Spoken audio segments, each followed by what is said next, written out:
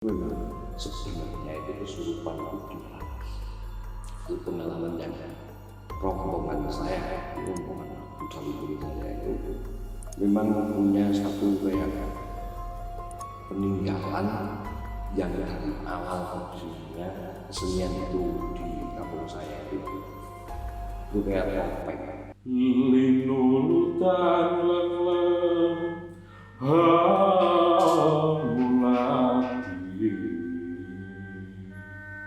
sang supamanggala wus umadeg estine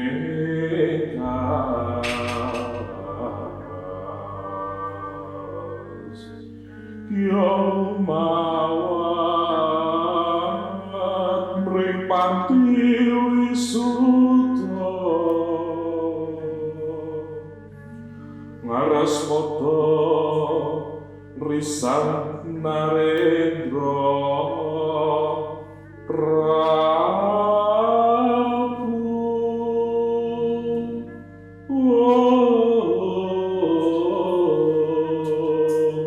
arso tindak cangkrama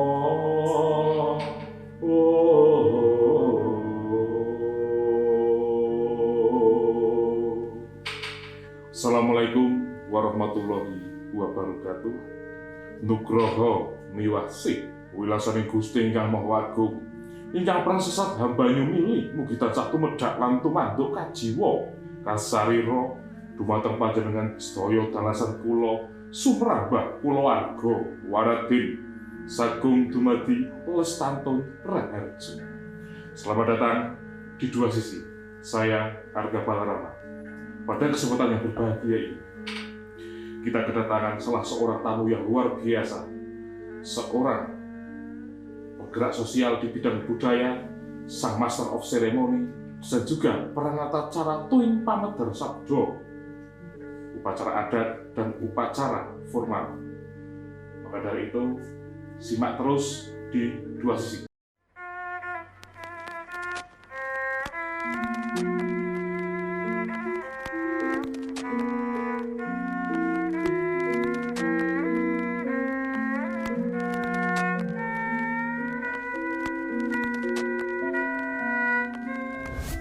Selamat datang di studio Dua Sisi, Mas Basar Grendel ya.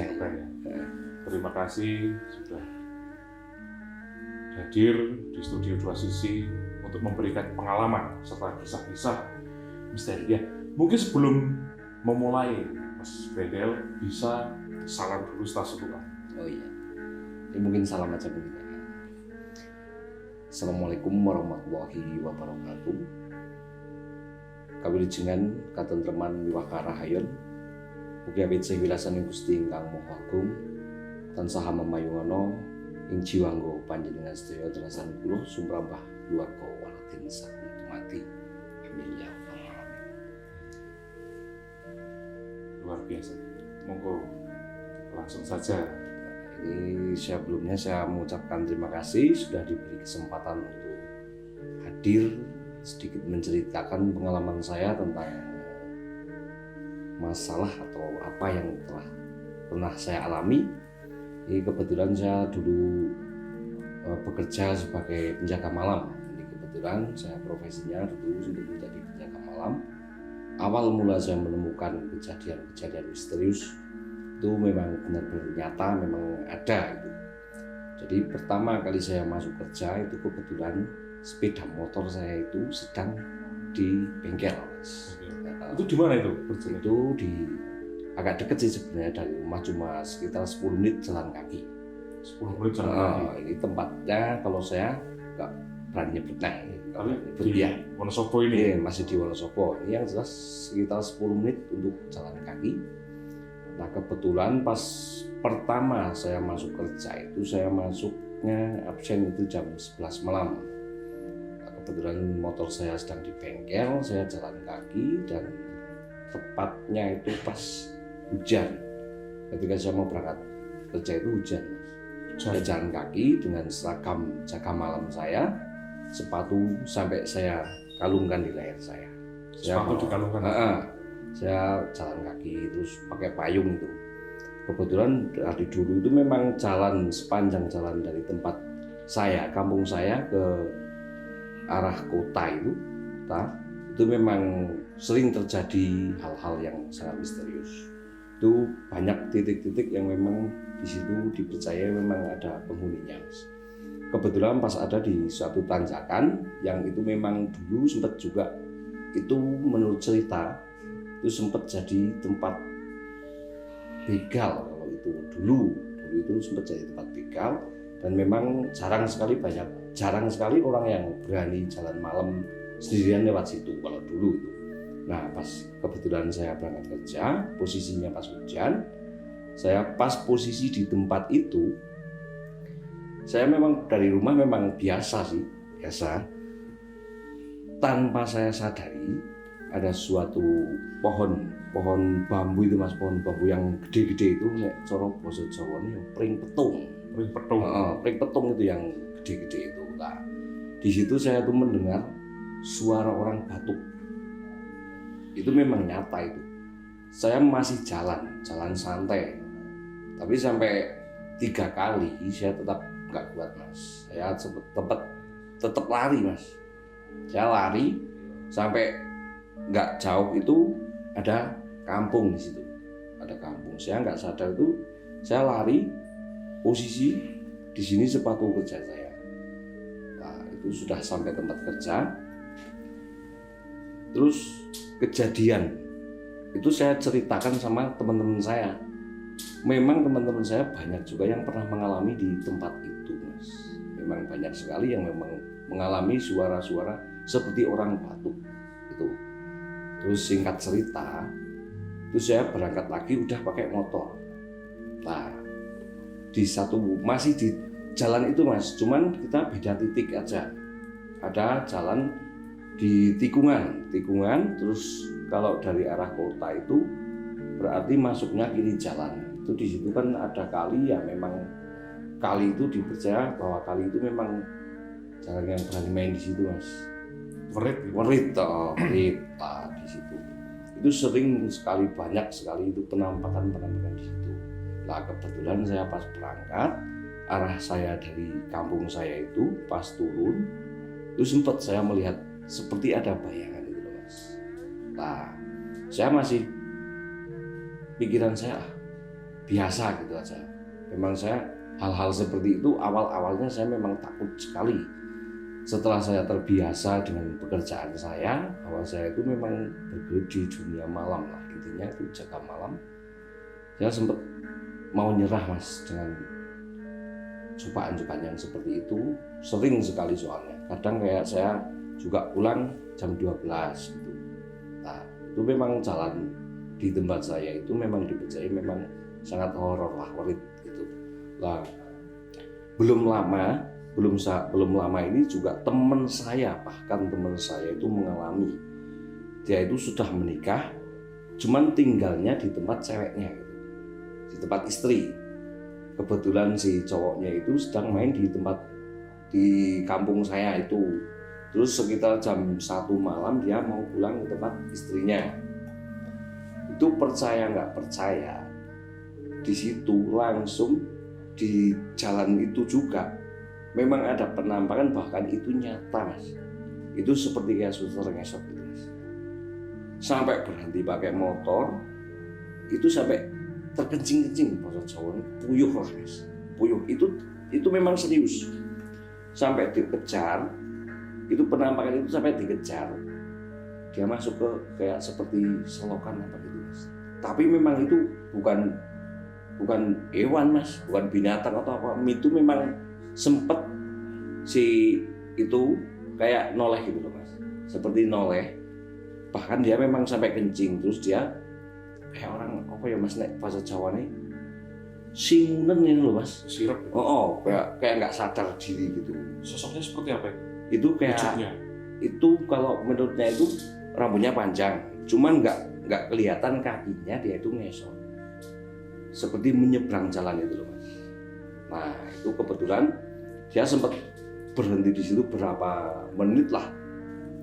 Terus melanjutkan perjalanan, memaksakan untuk memberanikan diri tetap pulang. Terus ada pangkalan ojek di situ. Itu sudah mendekati, ya itu sudah di jalan raya sebenarnya. Sudah di jalan raya. Terus dia berhenti di pangkalan ojek itu membersihkan diri, karena memang itu kencing di celana, Mas. Kebetulan ada rekannya yang mau pulang ke kampung, ke rumah itu. Terus ditanya. Itu memang sampai kemeringet, Mas. Ditanya itu belum sadar sepenuhnya. Itu memang benar-benar nyata itu. Padahal kalau siang tempat itu ya juga rame biasa, Mas. Tapi kalau malam memang ya nek mentalnya nggak berani, memang sangat menakutkan jalan itu, Mas. Lanjut. Pengalaman saya ini kebetulan profesi saya saat ini kan sedang belajar di dunia entertain, MC, Pampikoro, Master Ceremony. Nah di situ belum lama, pas kebetulan ini belum COVID ya, Mas dulu ya. Sebelum COVID. Sebelum COVID itu di hari kemerdekaan 17-an seperti biasa kalau di kampung-kampung kan merayakan dengan hiburan ojek tunggal dan sebagainya gitu lah. Di situ saya mengantarkan satu teman saya yang baru nyanyi sama saya, itu satu job sama saya, mengantarkan pulang. Tanpa saya sadari, saya jalan biasa pakai motor, Mas. Tiba-tiba di tempat yang baru saya ceritakan itu, yang ada seperti suster ngesot itu, lah si teman saya ini sampai nabok gegel saya sini, Mas. Dia itu melihat seperti kuntilanak, Mas. Kebetulan di situ kan ada kayak tugu, kalau di jalan-jalan menuju kampung kan ada tugu-tugu di pinggir jalan. Nah itu posisinya berdiri di situ, sampai kayak orang nggak sadar itu sampai nepuk-nepuk sini saya. Terus saya kan berhenti, terus malah saya nggak boleh berhenti, Mas, tetap di jalan. Saya penasaran, terus saya sampai pangkalan ojek, saya berhenti, saya tanya sebenarnya ada apa gitu. Lah di situ tetap nggak mau menceritakan. Yang jelas dia cuma, aku ki mau meruh nembe kaya ana makhluk gitu. Nah kebetulan kayak gitu, terus si teman saya minta anterin pulang, nanti tak ceritake mbukan sampean ora wani bali itu. Terus saya tetap sampai tempatnya teman saya itu, baru di situ saya dikasih minum dan sebagainya, baru berani cerita. Sebelum cerita dianya sudah tanya sama saya, jenengan wani ora nek bali dhewe gitu. Nek ora wani bali dhewe yo nginep-nginep wae apa Mas karo bojone aku gitu lah. Kebetulan di situ saya diceritakan, akhirnya saya tetap memberanikan diri untuk pulang. Nah sebelum saya pulang itu memang dia cerita bahwa dia melihat sosok kuntilanak. Itu pikiran saya kan, oh jangan-jangan cuma mainan orang atau orang-orang sawah gitu, tapi dia itu benar-benar melihat bahwa bajunya itu memang kotor, dengan baju kotor dan sebagainya. Saya sempat berinding, sempat nggak berani pulang. Terus saya tetap memberanikan diri. Itu jam berapa? Jam 2 lah, Mas. Jam 2 saya keluar dari rumah si teman saya itu. Saya sudah sampai masuk di pangkalan ojek itu, saya sempat berhenti, Mas. Sempat berpikir 2 kali. Kalau jalan menuju tempat atau menuju kampung saya itu kan banyak, Mas. Bisa lewat dari Mendolo itu bisa, dari arah Blok M juga bisa, dan juga itu jalan yang utama itu yang memang jalan yang cukup ngeri lah. Itu nah saya di situ berhenti, Mas. Saya ngerokok tak pikir wani ora gitu. Tak beranikan diri. Terus saya tetap sampai rumah, alhamdulillah saya nggak lihat apa-apa. Cuman pas di lokasi yang tadi teman saya cerita itu melihat, saya sempat noleh. Memang sini saya merinding, Mas. Cuman saya kan nggak lihat. Terus saya sampai rumah cerita. Memang belum lama juga memang baru ganggu orang lewat di situ. Nah, seperti itu kurang lebih cerita. Ya masih banyak sih, Mas. Itu sebelum di tempat kerja saya juga pernah saya di tempat kerja itu yang masih di lokasi yang awal pertama kali saya masuk kerja. Enggak, itu masih di awal saya berprofesi jaga malam itu, Mas. Malam. Kebetulan pas itu kan tempat kerja saya itu pos lah, kayak pos satpam itu. Nah kayak itu posisinya menghadap ke makam. Posisinya menghadap ke makam. Itu kebetulan ke pintu gerbangnya di depan gini, terus posisi pos satpamnya menghadap ke makam. Nah situ itu setiap kali ada orang yang meninggal itu memang seperti ada tanda. Seperti ada tanda itu. Kadang pohon beringinnya itu seperti kayak roboh gitu, Mas. Itu sering sekali terlihat roboh. Enggak cuma suara, tapi memang kayak pohon beringin roboh. Itu pasti berapa hari kemudian ada orang meninggal. Dan kebetulan juga itu kerendahnya itu kan memang nggak dibawa pulang lah, itu istilahnya dibikinin rumah kerendah di depan makamnya itu. Itu sering sekali bahkan saya lagi berdiri sama teman saya lagi ngobrol sambil ngerokok, rumah itu kayak ada yang mau jebol gitu Mas, sengnya itu Mas, duer gitu. Nah saya maju sama teman saya, kebetulan saya kan kalau kerja malam mesti berdua. Nah saya maju, itu berhenti Mas, berhenti. Ketika saya mundur lagi, itu bunyi lagi. Terus saya ambil batu, tak balang gitu Mas, tak balang biar. Yuk HP saya tak taruh situ. Yuk saya cuma main-main sih itu sama teman saya. Yuk sapa sing wani juga HP iki engko ke tengah wengi jajal wani ora. Teman saya tentu nggak berani Mas, memang sering terjadi seperti itu. Terus kisah yang terakhir di tempat kerja saya itu, saya sama teman saya kayak gini, kalau itu memang penampakan Mas, nyata itu. Penampakan saya di posisinya di pinggir teman saya itu sedang main HP, itu zaman dulu belum Android Mas, masih BBM. Nah masih BBM itu. Teman saya itu dengan mata kepala sendiri melihat bahwa ada makhluk yang keluar dari makam itu Mas. Itu nyata. Wujudnya seperti apa? Wujudnya itu seperti kayak kuntilanak juga Mas. Itu keluar dari makam, sampai saya ditepuk-tepuk, saya tetap nggak lihat Mas. Yang lihat cuma teman saya. Itu masuk ke parkiran. Masuk ke parkiran. No. Itu saya sampai ditepuk-tepuk. Saya nggak percaya sih sebenarnya. Cuman teman saya itu kayak orang mau pingsan gitu, kayak keringetnya itu memang banyak sekali. Nah, itu mungkin pengalaman saya di tempat kerja seperti itu. Sambil rokok dulu. Oh iya ya. Luar biasa.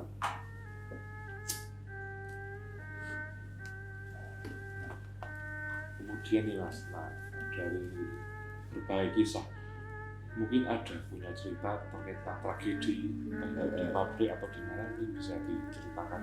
Enggak, itu kalau di tempat kerja saya yang berikutnya itu, yang setelah ini berarti pindah lagi ya? Pindah lagi itu enggak begitu sih Mas. Itu kayak apa ya, kayak orang main-main aja kan. Kadang memang ada orang sorong bisa ngomongin delok banyu nek musim kemarau gitu Mas. Nah itu kadang orang ganggu sih, sebenarnya itu orang ganggu. Nah nek sebenarnya lagi kalau soal kayak gitu, kejadian kayak gitu, malah ada yang lebih ngeri lagi. Itu sebenarnya kali Mas, sungai itu tepatnya di sebelah kampung saya persis. Itu memang dari cerita zaman dulu. Itu memang kalau ngal sungai itu nggak boleh buat main-main. Karena anak kecil itu kalau misalkan posisinya si sungai itu, yang menunggu sungai itu mau minta kurban, kayak seperti kurban itu, posisi kali kepakat sungainya itu sering ramai anak-anak. Jadi anak-anak situ kayak tertarik untuk bermain di sungai itu. Sungai atau sumber mata air? Sumber mata air. Tapi cuman memang dibikin kayak kolam. Itu sering untuk ritual juga. Saya pernah itu pas malam satu suro, itu nggak tahu orang mana. Dia lewat kampung saya itu, tapi kan mencurigakan, mas mobil saya parkir, terus mereka turun. Terus saya intai sama teman-teman, tak intip itu memang mereka itu lagi melakukan ritual kayak mandi kembang gitu Mas. Di sungai itu seluruh kolam itu memang penuh dengan bunga 7 rupa itu Mas. Sampai airnya tak diciduk itu bau minyak itu. Ya, itu terus tak tanya sebenarnya itu mencari apa. Nah, katanya si orangnya itu baru dari orang pinter kayak dukun itu disuruh ke kali yang punya pancuran 7 menghadap ke timur. Itu kan memang cara Mas yang ada Mas. Itu memang kebetulan kali itu, sungai itu memang pancurannya itu memang 7 menghadap ke timur. Itu sini kolamnya, terus atasnya sini nggak jauh ini mata airnya. Nah di situ tak tanya seperti itu memang sedang ada kepentingan lah intinya ritual seperti itu dari orang pintar suruh cari kali yang berpancuran 7 menghadap ke timur. Nah di situ itu sering sekali kalau malam satu suro itu saya kurang paham maksudnya itu apa ya, fungsinya buat apa itu saya kurang tahu kepentingannya. Yang jelas memang ritual lah semacam kayak bersuci mungkin bagi mereka. Tapi alhamdulillah kalau di kampung saya kan memang nggak begitu percaya hal seperti itu. Cuman memang di situ memang ada sering orang ritual itu sering. Bahkan sampai dulu saya pernah sampai jengkel Mas. Sementara orang kampung situ nggak ada yang menghiraukan keberadaannya itu, takutnya kan nanti malah seperti orang memanjakan loh Mas. Maksudnya kalau di kampung saya itu nggak mau memanjakan penghuni situ. Coba nek misalnya di rumah di rekso itu kan koyo dhewe manjake penghuni situ Mas, cuma nggak maunya seperti itu lah. Saking jengkelnya pas lagi ritual memang diberontak Mas. Muda-muda itu sama ketua mudanya sama rekan-rekan pemuda itu turun ke sungai itu memang diusir. Terus sempat berhenti Mas, berhenti lama sih sebenarnya, tak bersihin kalinya sama teman-teman, tak bersihin lagi. Terus kalinya kan kelihatan bagus lagi. Wong memang sekarang kan zamannya udah PDAM. Itu memang kali itu memang dulu memang sumber air untuk desa saya. Jadi keperluan apa pasti di situ. Untuk minum, untuk mencuci memang di situ semua karena memang sudah banyak PDAM sekarang memang sudah nggak dipakai. Dan sekarang lokasinya, situasinya memang sudah agak tambah serem lagi sih sebenarnya. Bahkan kemarin saya punya rencana buat kolam pemancingan di situ Mas. Nah, kalau menurut cerita warga sekitar, makhluk-makhluk yang ada di situ yang pernah diganggu atau berinteraksi itu seperti apa sih? Nah itu pengalaman dari saya sendiri kalau di tempat itu belum pernah. Dari warga-warga sekitar, dari warga sekitar itu sering kayak tangga desa saya kadang lewat malam gitu. Pernah kayak wong ngos-ngosan, atau kayak ngos-ngosan kayak wong kecapean semakin takut. Dia itu melihat seperti lagi kayak cewek mandi loh Mas. Di tengah malam itu di pancuran yang paling ujung. Itu seperti cewek lagi mandi. Padahal itu tengah malam. Di tengah malam bahkan memang di situ nggak ada penerangan sama sekali. Itu bisa melihat itu kejadian. Terus kebetulan kakak saya juga pernah nemu kayak semacam batu akik kayak gitu. Batu cincin. Batu cincin di situ. Pikirnya kan itu cuma mainan, ya mainan biasa gitu. Nah di rumah dibawa pulang itu malah kayak masuk ke dalam itu Cipatu itu suruh balikin ke situ lagi. Mimpinya seperti apa? Nah, itu katanya itu kayak ada orang tua berjanggot, tapi cuman kalau posisi pakaian itu berjubah apa enggak saya kurang paham. Cuman dia itu di dalam mimpi itu dikejar-kejar orang tersebut. Itu corok bahasa Jawa nih, baleke barangku gitu. Baleke barangku Jawa wali itu kan. Padahal kan kalau kakak saya itu memang batu itu kan nemu di situ, nggak maksudnya nggak mencari-cari, cuman dia dapat itulah dibawa pulang kok malah itu masuk dalam mimpi itu katanya itu dikejar-kejar orang. apalagi barangku aja wani itu kan barangnya aku kayak gitu. Paginya itu memang langsung ditaruh di tempat yang semula itu. Nah itu kalau anak kecil itu di kampung saya sering dulu itu panas kayak orang kesurupan gitu misalnya. Mungkin juga bisa diceritakan nih Mas Grendel terkait dengan kejadian dan peristiwa-peristiwa saat pagelaran kebudayaan hal-hal mistis yang mengerikan itu kan sangat banyak di desa tersebut karena saya juga pernah melihat secara langsung. Mungkin bisa diceritakan. Nah itu kalau masalah kayak gitu itu kan seperti orang kesurupan, maksudnya kan kayak kesurupan itu kalau zaman sekarang memang sudah banyak yang kayak main-main aja mas sekarang, tapi kalau dulu memang percaya gimana? Itu percaya nggak percaya itu memang sebenarnya itu kesurupan itu beneran mas. Itu pengalaman yang rombongan kuda lumping saya itu memang punya satu kayak peninggalan yang dari awal berdirinya kesenian itu di kampung saya itu mas. Itu kayak topeng. Nah topeng itu memang di situ sudah ada penunggunya. Nah memang itu bisa ngerasuki orang. Memang itu kesurupan, kalau yang kesurupan yang modelnya kayak gitu itu memang kesurupan beneran.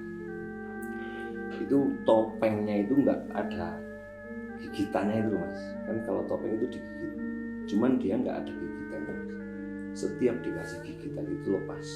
Dikasih gigitan itu selalu lepas. Gigitan karet itu? Karetnya itu selalu lepas. Cuman kalau pas kebetulan yang jaga itu si topeng itu ngerasukin pas lagi pagelaran itu tanpa pakai gigitan itu bisa nempel sendiri nempel di muka sendiri, di muka orang yang kerasukan itu. Bahkan kalau kesurupan, kalau setahu saya itu kalau kesurupan yang seperti itu ditanya apa gitu memang nggak jawab sembarangan. Yang nanyain juga bukan orang yang sembarangan, yang benar-benar orang tahu persis. Itu colongi nek basa biyen iki kerawuan itu. Kerawuan kaya wong kerawuan. Jadi si ngerasuki itu bukan makhluk sembarangan. Yang nanya juga bukan orang yang sembarangan, benar-benar kayak orang pinter lah, memang ahli dan sudah jadi pawangi itu. Kalau sekarang kan kebanyakan memang cuma buat rame-rame aja, daripada ngantuk itu kadang memang buat agak biar rame, kayak semacam atraksi gitu. Kayak atraksi kadang makan gelas, makan apa itu juga itu bukan orang sadar mas, tapi memang itu kan kayak dibikin setengah sadar. Kalau memang sadar makan gelas ya nggak berani. Tapi atraksi yang paling populer biasanya itu apa saja? Itu nih atraksi yang paling populer itu kalau rombongan saya makan gelas itu, terus nanti di mulut itu diambil sudah jadi silet. Itu jadi silet, kadang jadi jarum. Itu silet itu kadang ada yang minta, mungkin nggak percaya sebenarnya itu silet beneran apa enggak, terus diminta disimpan, bawa kono disimpan nanti berapa bulan ya itu silet tetap silet gitu loh. Dikiranya itu cuma kelihatan silet tapi bukan, itu memang silet beneran. Terus kayak jarum juga jarum beneran. Jadi memang kalau sekarang itu sudah dikolaborasikan ya semacam atraksi kalau sekarang kan.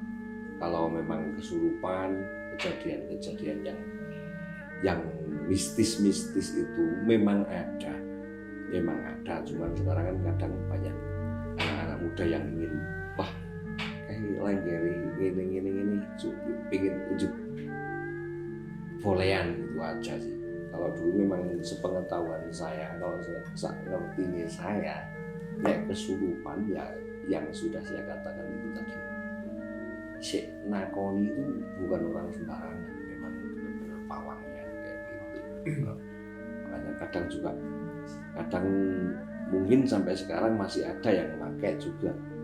Sebelum pentas itu kepercayaan juga mas. Kadang sebelum pentas kita makan kinang dulu. Kinang yang dari suruh itu kalau bahasanya itu pengurikan, biar situasinya itu tetap ramai gitu. Nah kayak gitu. Itu kan kebetulan dulu bapak saya almarhum ikut seperti itu, tapi kebetulan bapak saya kan nggak di pentas yang seriusnya, cuman di bidang dagelannya seperti itu. Koro-koronya. Dan saat benda-benda dalam kebudayaan itu seperti ada barongan, kemudian topeng gede, ketika dipakai kadang sering terjadi hal-hal.